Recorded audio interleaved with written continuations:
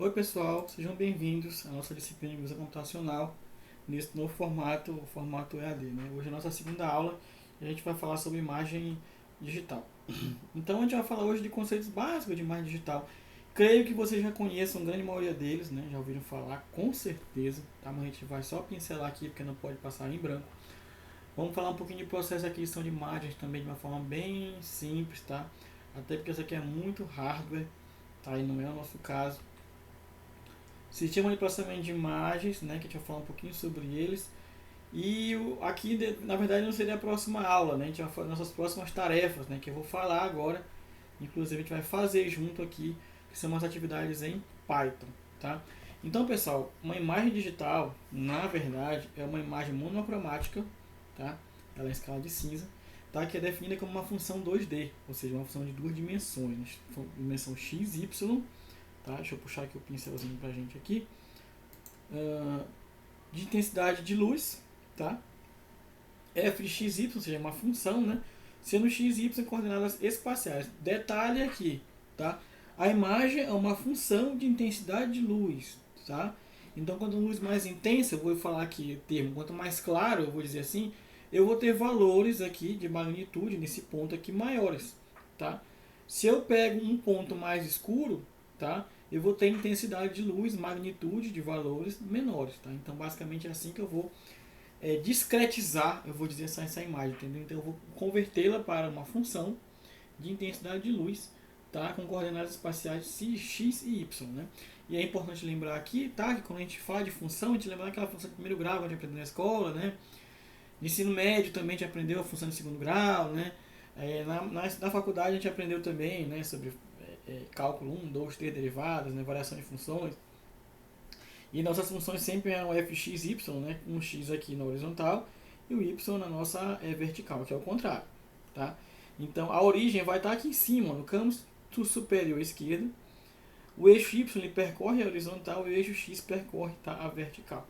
Tá? Então vamos observar isso aqui, a imagem, que a origem é na parte superior da imagem, tá? E não no canto inferior esquerdo, como todo e qualquer gráfico de uma função x, y, né? Vamos ver esse detalhezinho aqui, né? E esse processo de adquirir imagem é um processo antigo, né? A gente está falando hoje de câmeras digitais, smartphones, né? Câmeras profissionais DSLR, né? Mas esse processo é muito antigo, né? Da época lá da revelação. Vocês não sabem o que é isso, eu sei. O que é revelar uma imagem demorava muito, né? Mas o processo ainda é similar, né? Eu tenho hoje aqui, só que hoje eu tenho aqui o quê? A eletrônica me ajudando. Antes era um filme que, quando ele em contato com a luz, ele sofria um processo químico, né? Hoje não, hoje eu tenho um sensor, né? Quem gosta de eletrônica é um sensor CMOS, tá? É um semicondutor, né? Um sensor de semicondutor.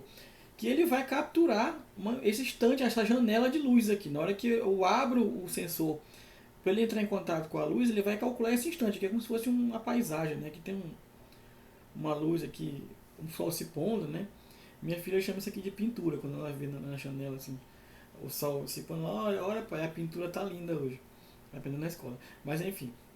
Então, essa pintura, essa tela aqui, né, que foi capturada, né, ela vai ser dividida em vários pedacinhos, né, e cada pedacinho desse vai ter um valor numérico, de magnitude, né.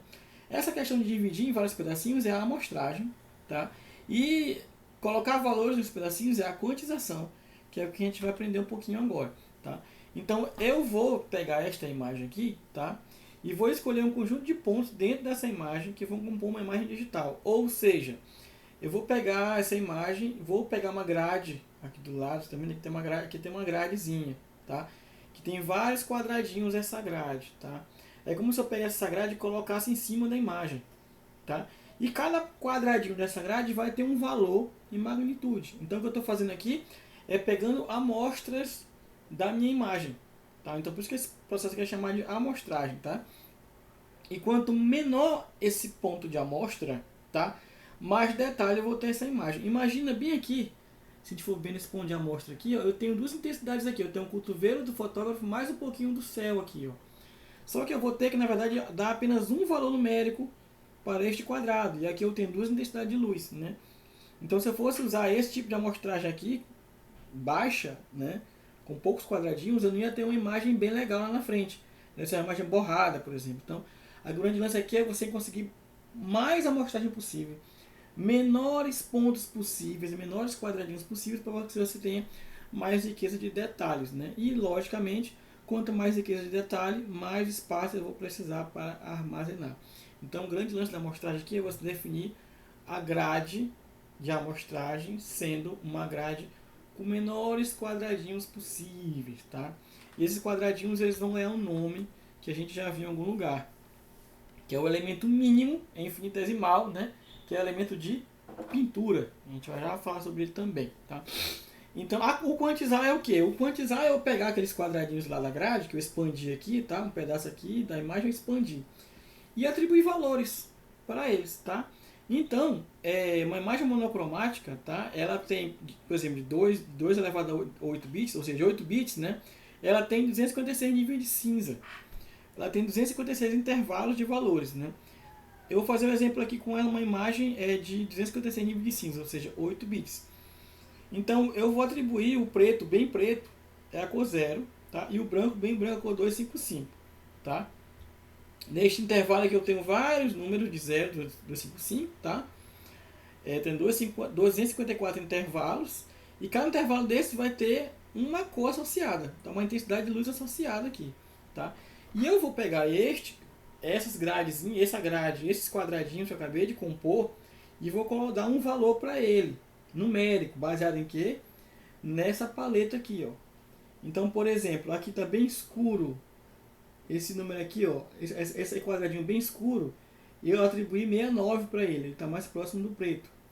Já esse aqui está mais clarinho, está cinza bem clarinho, eu atribuí 205. Então, esse aqui quem atribui é a máquina, o smartphone, o computador, quem é que seja, na hora que estiver digitalizando essa imagem, tá? Então, esses elementos pequenininhos aqui, ó, né, é o que a gente chama de pixel, né, que é o elemento de pintura, né, que é o mais elementar da imagem. Tem um slide falando sobre ele aqui, que eu acho que a gente passou correndo aqui, né, e fala bem direitinho. Tá aqui, ó. Então, cada ponto desse, né, ele vai representar um elemento infinitesimal de pintura, tá, que a gente chama de pixel. Então, vem de picture element, que é o nome pixel. Tá? Se eu estivesse falando uma imagem volumétrica, eu ia chamá-lo de voxel, né? Mas aqui eu estou falando apenas de um elemento. Eu botei infinitesimal aqui, que a literatura chama de infinitesimal, mas esse aqui é um quadradinho, né? É uma função com pontos finitos, né? Mas se a literatura diz que é infinitesimal, eu preferi colocar aqui entre aspas, tá? E agora, depois que a gente quantiza, né? A gente vai ter a imagem em valores, né? Valores digitalizados, eu vou dizer assim, valores discretos, né? E outro detalhe importante a falar aqui também é a resolução, né? A gente fala muito de resolução, né? Essa câmera tem mais resolução, essa câmera tem menos resolução. O termo resolução está relacionado ao nível de detalhes por polegada, tá? Ou seja, em uma polegada da imagem, vamos supor que uma polegada seja daqui para cá, tá? Se eu tiver um intervalo de amostragem bem pequeno, ou seja, pequenos quadradinhos, tá? Eu vou ter mais detalhe nessa imagem, ela vai ser mais, eu vou usar um termo diferente aqui, nítida, vou dizer assim, tá?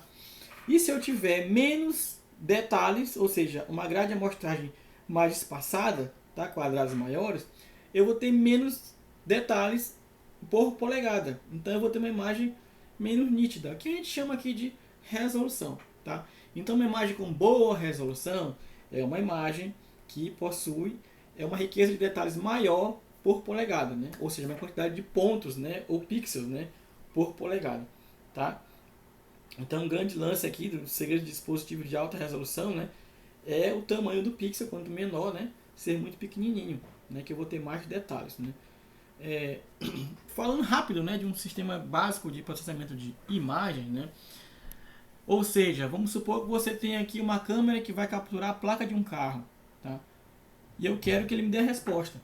Se essa placa desse carro é da empresa, se não for, eu não vou deixar ele entrar, né? E por aí vai. Por exemplo, na catraca da academia, ali não, esse aqui é um exemplo de processamento de sinais e imagem também, certo? Na placa, lá na catraca da academia, você bota digital lá, ele vai ler tudinho, né? E aí vai dizer se você é aluno de lá, está devendo ou não. Não é isso, é desse jeito. Então, para que isso aconteça, tem vários detalhes aqui, vários processos. O primeiro é a aquisição da imagem, está relacionado à câmera, resolução, né? Câmera boa, câmera com a resposta rápida em tempo real ou não, né? O pré-processamento, porque essa imagem não vai ser bem capturada, ela pode ter ruído, pode ter impurezas, ou então alguma outra coisa que atrapalhe, né, as outras etapas. Segmentar é extrair aquilo que é de importante para o seu estudo, né? Extrair características é extrair aquilo que vai diferir a imagem, por exemplo, está no banco de dados, da digital do banco de dados, e a de não está no banco de dados. Reconhecimento é usando redes neurais, máquina de vetor de suporte, ou seja, para me dizer se aquilo ali é uma placa de um carro da empresa ou se não é, né? E o pós-processamento é a resposta, sim ou não, pertence ou não pertence, e por aí vai. Eu estou correndo aqui porque isso aqui é uma coisa muito bem superficial, tá? A aquisição, né, vai se relacionar muito à câmera, né? A aquisição, ao dispositivo de entrada, né? Que deve ter boa robustez, né, se for o caso, né? Eu posso ter dispositivos com resposta rápida, uma câmera em tempo real, por exemplo, né? E boa robustez, ou seja, ele consegue um resultado bom, né, em tempo real, só que essas são caras e o hardware é muito complexo, né? Mas eu posso também ter câmeras que dão uma resposta mais lenta, por exemplo, para detectar uma doença, sei lá, alguma outra coisa que não precisa ser tão rápido, né? Ela pode ter uma boa resolução, ela pode ter uma eficácia boa, uma acurácia boa, mas a resposta não é tão rápida. Então vai depender muito da sua aplicação, né? Os aparelhos médicos também eles evoluíram muito quando a computação entrou na medicina, né? Raio-X, ressonância, tomografia. Há tempos atrás, meados de 2005, o INCA dizia que o erro de diagnóstico de uma mamografia ela variava de 12 a 54%. É um número absurdo isso, porque naquela época precisava muito raio-x, né? Ela saía a chapa, hoje não, é tudo digitalizado e nesse digitalizado já tem vários filtros, vários códigos que ajudam na resposta. O pré-processamento é porque a imagem ela não vem 100% redondinha, né? Às vezes é necessário você remover imperfeições, né? Preparar para uma etapa de segmentação lá na frente. Então eu posso usar filtros, posso usar técnicas de realce de bordas, a gente vai ver isso tudo aqui, melhoramento de contraste, morfologia matemática e por aí vai. Então nesse exemplo aqui, eu tenho uma mamografia que ela é um retângulo, essa mamografia aqui, tá? Mas ela foi colocada no fundo preto, digitalizada, para ficar quadrado, 1024 por 24. Talvez alguma condição de algum programa, sei lá, tá? E aí na hora que a pessoa adquiriu aqui, ela fez o scanner, né? Ficou essa fenda aqui, ó, ficou mal feita aqui, ainda ficou a plaquinha para atrapalhar tudo. Então, a gente utilizou técnicas de melhoramento de imagem, né, de erosão e dilatação, que são técnicas de morfologia matemática, para remover, tá, esses buracos aqui que ficaram, né? E aqui a gente pode observar que ficou tudo bem direitinho. Isso aqui é uma técnica de pré-processamento bem trivial, bem simples de fazer, né? Segmentar é extrair a região de interesse a ser estudada. Ou seja, você está querendo detectar a placa de um carro, tira só a placa, deixa o carro de fora. Você quer detectar um câncer na mamografia, tira tudo que não é de interesse, né? E deixa só aquela parte do lesão, do tumor, para ver se é câncer ou se não é. Tá? Nesse caso aqui, a gente tem uma mama densa, tá? Em que a intensidade de cor, vou dizer assim, né? A intensidade de luz refletida entre o tecido mamário e um nódulo, um tumor, é muito próximo. Tá? Você não consegue enxergar nada aqui.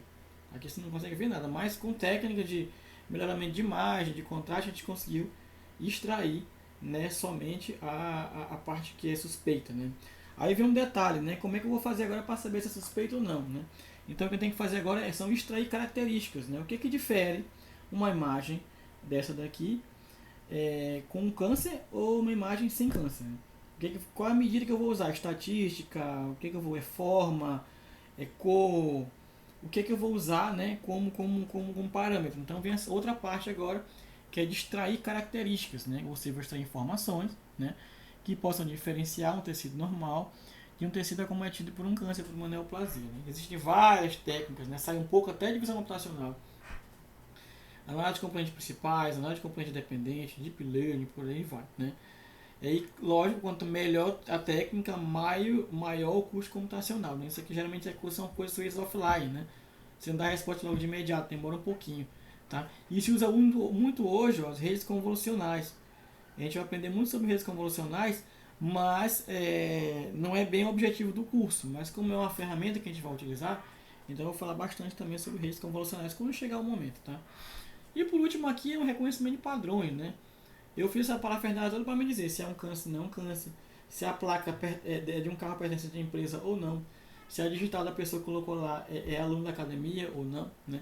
Então aqui é um exemplo de reconhecimento de íris, né? Vamos supor que o Reinaldo queira colocar lá no CETIC, reconhecimento de íris. Então, um funcionário vai lá e coloca o olhinho, tá? E aí aqui, olha só, ele vai extrair só a íris, que é essa parte aqui, tá? A gente já aprendeu até aqui o que é a íris, né? E ele vai pegar este parâmetro aqui, ó, e extrair características. E vai dizer se aquela pessoa é funcionário, né? A decisão, né? Ou não. Então aqui justamente o reconhecimento de padrões, né? E aqui a gente fala um pouquinho agora de atividades em Python, tá? Algumas operações básicas em Python, em JPython, em processamento de imagem, visão computacional. Aqui não é processamento de imagem ainda, né? Carregar e salvar uma imagem, visualizar pixels e zoom, né? Cortar, redimensionar e rotacionar uma imagem. Isso aqui é um exemplo que a gente vai fazer agora, tá? É muito simples isso tudo, não tem nada de difícil aqui. Eu não vou falar detalhes do Python, porque eu creio que vocês já sabem bem mais do que eu isso daqui, tá? Então, o JPython é uma ideia do Python, tá? Que roda muito parecido, é igual praticamente o Colab do Google, tá? E aqui eu também, assim como o Colab, eu tenho células, tá? Que ou são de código ou de texto, tá? Essa aqui, por exemplo, é de texto, que eu posso inclusive inserir uma imagem, tá? E aqui eu tenho as células de código, né? E como vocês já devem saber, o Python ele trabalha com bibliotecas, né? Então tem várias bibliotecas que a gente utiliza em visão computacional, tá? Eu vou utilizar aqui rapidinho 3, tá? A NumPy, que é a numérica, né, que faz cálculos, a CV2, que é a OpenCV, que é comum, né? E eu vou usar muito aqui no curso o Matplotlib, porque ele vai me ajudar a fazer gráficos, abrir figuras, tá? Tudo nesse mesmo documento aqui, sem precisar abrir uma janelinha paralela aqui, tá certo? Então aqui eu vou usar essas 3 bibliotecas, eu carrego as bibliotecas como vocês fazem no dia a dia de vocês em algumas outras coisas, né? Para abrir uma imagem, tá? Você pode usar essa função aqui, doc.jpg, tá? Inclusive eu vou até mudar essa imagem aqui, vou botar outra aqui, porque essa aqui ela está em escala de cinza. Flores.jpg, pronto. Vou botar aqui, mudar também no meu senha doguinho, né? Vai ser flow. Agora sem deixar pronto para não atrapalhar muito, né? Para mostrar a imagem, eu vou usar essa função, plt.imshow. Eu não vou falar de todas as funções aqui, porque é muita coisa, mas no tempo a gente vai aprendendo, tá? Aqui eu estou colocando o título. Isso aqui, ó, é para não aparecer como é que eu posso dizer assim?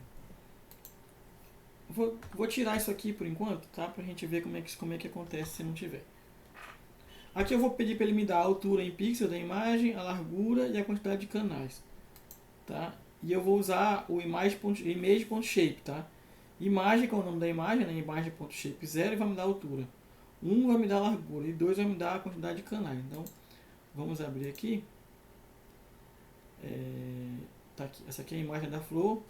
Depois eu explico porque ela ficou desse jeito aqui, que eu tinha que converter para outras coisas, enfim. A imagem é mais bonita que essa daqui, viu? Mas por enquanto vai ser essa daqui. Então você pode ver como tem aqui os valores, né? Olha só, dos pixels, né? Quantos pixels tem. Se eu quiser tirar isso aqui, que eu acho isso aqui feio, né? Eu uso isso aqui, ó. Deixa eu botar como tava aqui. Pronto. Assim fica melhor. Pra mim, assim fica melhor. Pronto. Aqui, não tem mais, tá? Pra salvar, eu uso o save2.mwrite. Tá? E aqui ela tá salva. Você salva justamente no arquivo, onde está o arquivo, né? Na parte que está o arquivo deste código aqui, tá? Para cortar, redimensionar a imagem, tá? E rotacionar também, né? A gente utiliza aqui, eu estou usando outra imagem, tá? E aqui essa imagem é colorida, mas eu vou botar vírgula 0 aqui, porque eu quero apenas ela na escala de cinza, tá? E se eu botar assim, ó, img.shape aqui, ele vai me retornar o tamanho da imagem em pixels, tá? Largura e altura. Então deixa eu rodar aqui essa célula, tá? Você pode colocar tudo junto, viu, gente? Porque aqui é mais didático eu colocar as células quebradas, se quiser fazer tudo junto. Então eu vou cortar a imagem nesse tamanho aqui, tá? De 100 a 200. O novo tamanho dela vai ficar assim. Vocês devem saber por que é barra aqui, porque se tiver número quebrado, né? Se for 133, por exemplo, o número do pixel lá, e eu vou dividir por 2, né? Vai acontecer o quê? Vai acontecer que ele vai pegar o número quebrado, então ele vai colocar o número para cima, né? E vocês já devem ter caído nesse buraco aí em alguns códigos que vocês fazem, né? Então barra é para isso. Isso aqui vem do C, se não me engano. Então, para eu redimensionar, eu uso essa função aqui, o save2.resize, tá? Que ele vai me dar um novo tamanho da imagem. E quem quiser saber mais sobre isso daqui, tá? Sobre isso daqui, eu estou passando rápido aqui, não vai dar para entender legal, né? Eu vou mandar um texto, tá, para vocês que vai explicar bem bacana isso aqui, essa parte aqui, né? Por que eu fiz isso aqui, por que eu usei essa função aqui, como é que essa função funciona, tem tudinho, tá? Para rotacionar, eu tenho que encontrar o centro da imagem, tá? E usar aqui a função get rotate matrix 2D, tá?